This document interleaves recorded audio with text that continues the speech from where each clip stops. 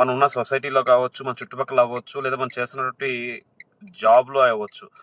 పని చేస్తున్నవాడు, పని చేస్తూ పోతున్న వాడికి వాల్యూ ఉండదండి. ఎవరైతే స్మార్ట్ వర్క్ ఒక పని మీద కూర్చొని జస్ట్ షో ఆఫ్ చేస్తున్న వాడికే ఆ సొసైటీ గాని, చుట్టుపక్కల గాని, కంపెనీస్ గాని వాల్యూ ఇచ్చి వాడిని జీవితాంతం పెంచి పోషిస్తూ ఉంటారు. సో, అందరూ ఒకసారి నేను పెడుతున్న ఈ వీడియో ఒకసారి చూడండి. మీకు అర్థమవుతుంది ఏంటనేది. మీ ఒపీనియన్ చెప్పండి చూసిన తర్వాత. ఒక కథ విందాం.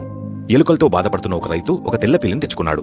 కొన్ని రోజుల్లోనే తెల్ల పిల్లి బాగా పనిచేసి అన్ని ఎలుకల్ని చంపేసింది. ఎలుకలు లేకపోవడం వల్ల ఆ రైతు ఆ పిల్లిని అమ్మేసి హమ్మయ్య పని పూర్తయింది అని అనుకున్నాడు. ఒక నెల గడవక ముందే ఎలుకలన్నీ మళ్లీ తిరిగి వచ్చాయి. ఈసారి రైతు ఒక నల్ల పిల్లిని తెచ్చుకున్నాడు.